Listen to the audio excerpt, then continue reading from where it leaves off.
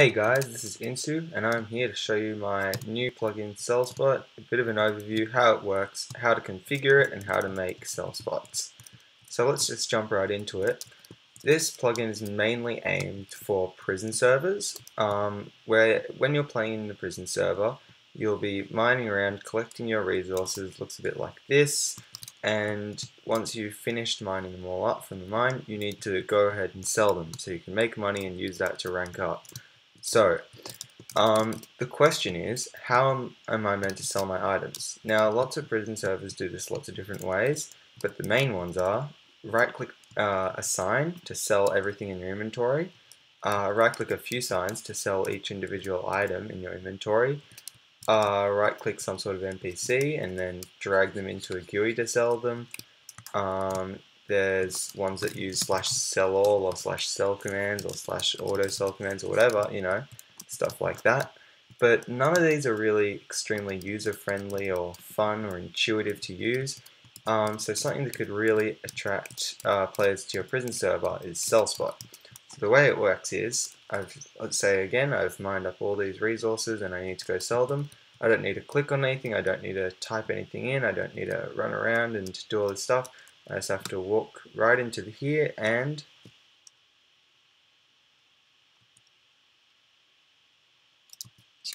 sells everything in my inventory. Now when we walk back out, it'll tell us we sold this, this, and this for this much money. And yeah, it's fun to use, it looks nice, and it's really easy. But it's also not too overpowered because you actually have to get out of the mine and walk in to start selling, and then you can walk back out. So let's just quickly get on to multipliers. So if you go SellSpot multiplier into, and we'll go, so this can either be Insu or someone's name, so player name like Insu, or it can be global, which applies to everyone in the server. So if we go multiply Insu and we give it a 2.5 times multiplier, so that's what it'll multiply the actual sell amount by, and then how long it's going to last. So we can make it 30 seconds, 60 seconds, 120 seconds, or we can make it -1, which means it'll last forever. So let's give myself like a 45 second 2.5 times multiplier. Alright, give myself some diamonds or something. I'll give myself 1,000, like that, and I'll walk in and start selling. And you can see it applies this 2.5 times multiplier. Now if I quickly go ahead and make a global multiplier of say 1.5 times, like that, and give myself some more diamonds, you can see it applies both my multiplier and the global multiplier. And you can see this amount is 1.5 times greater over here than it is down the bottom. Sorry, yeah. And so you can see any second now, there you go, my multiplier has expired, my 2.5 times. If I sell again, then you can see that it's less because my multiplier is gone. And if we go /SellSpot multiplier global, reset global, like that, the global multiplier has been reset. And we go back out, you can see we don't get any more multipliers. So that's how the multipliers work. Let's quickly just get onto the configuration. It's really short and easy. So I'll show you that. Over here we have our config. So really we do have 3 options, but 2 are the ones we'll edit. So the version is just so I can synchronize configurations across multiple versions. So just don't touch this, the version field. But these 2 are all ours to play with. So this one, sound, is what sound actually plays when we're selling items. So you can hear, so when we walk in, we'll hear 1 ding. So that ding is block _note _pling. So we can actually change that to whatever we want. I don't really know any more sounds on me, so I'll just leave it like that, but you can change it, or you can just leave it blank for no sound. And we also have this field called tick delay. So that is how often it sells each thing. So you can see when we walk in, there's a slight delay between it selling each slot of your inventory. So watch for that. And that delay is 3 ticks because that's what we set it to in the config. So if we just change that to be, for example, 1 tick, save the config and reload. When we walk in here, you can see it sells really fast, which is a lot of fun to listen to, so I'm going to do it again. Like that. Or we can actually make it last longer, or we can make it, we can't really make it any quicker than 1 tick, but I don't see how you'd want to make it any faster. So that's literally all the configuration. So let's actually work on making one of these cell regions. Now it's really easy. Oh, I forgot to show you, there's also these signs here, which if you right click, you're able to view the sellable items, but I actually changed. That one doesn't work because I actually changed the name of the region. Test region X. So I just need to make a new sign because I have deleted it. Give into sign, sign 1. And if we just go SellSpot and the name of the region, so it was test region X, you can see it'll make the region sign. And when we right click it, we can see we can sell diamonds for $2,000 each, emeralds for 5,000, and lapis for 12,000.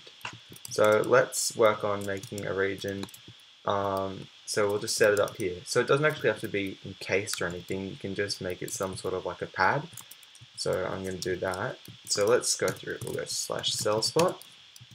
And to create one, we need to go /SellSpot create. So it'll say you have not made 2 selections yet. Use select to get the selector. So we've got that now.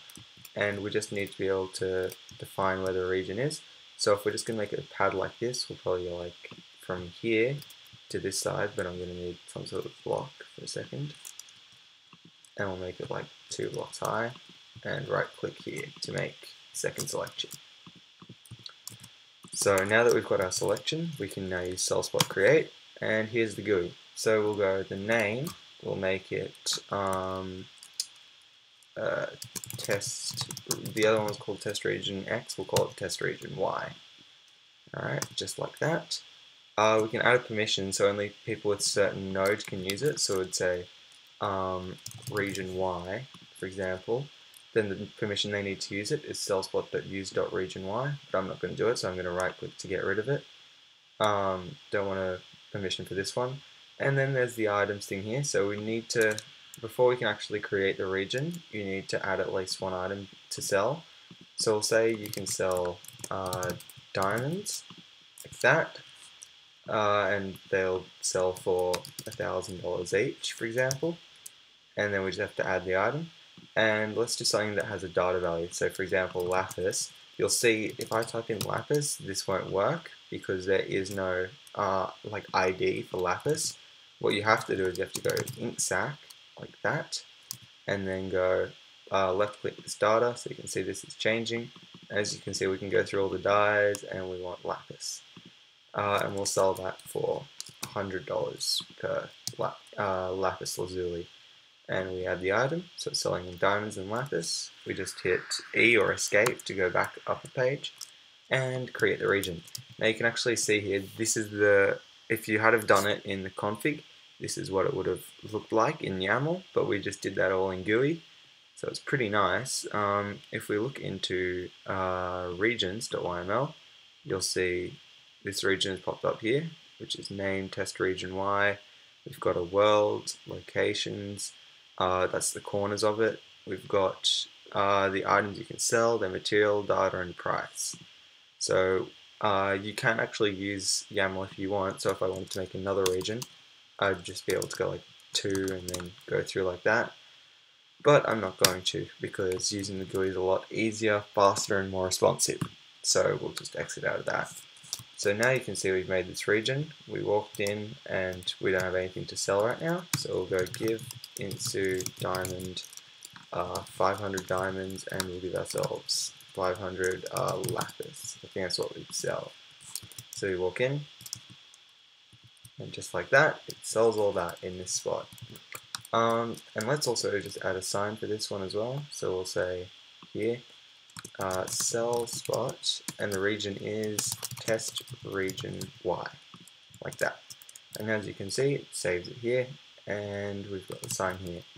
All of this is actually saved in a flat file, so you can see we have signs.yml here, and these are the signs that we have.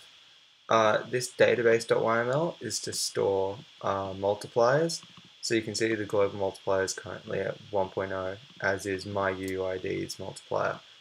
So there's no active multipliers, and that's where it'll save. And keep in mind, saving, even though it will save every time a multiplier happens, it won't create lag on your server because it does it asynchronously, and it won't corrupt it because it is synchronized asynchronously. So if you know what that means, you don't have to worry about it. It's all good. Yeah, and that's pretty much an overview of SellSpot. Once you actually learn to use the GUI and just, get a bit familiar with it, it's really fast to start creating SellSpots, and it's really easy for users to learn because they don't have to figure out how to use any commands. You'll just see this, and even if you just have a sign at the first line that says walk in to start selling, it's really easy. There's no learning curve whatsoever. You just walk in and sell, and you don't get flooded with chat spam. So for example, if you walked in and it was sending you a message every time you sold an item, it would be spamming you, but it only sends it when you walk out, and it stacks things together. So it doesn't say sold 64, sold 64, sold 64. It stacks it up and adds some money together. You've got multipliers for donation perks, for example, and if you want, for example, you could have two SellSpots side by side, one for donors and one for normal players. Technically it's breaking the EULA, so don't hold me accountable for that. I definitely did not just suggest that, but with the permissions that technically would be possible, since you can set specific nodes, and it would say, oh, you don't have permission to use this SellSpot, unlucky. And yeah, that's a basic overview of my SellSpot plugin. So thanks for watching, and have a good day.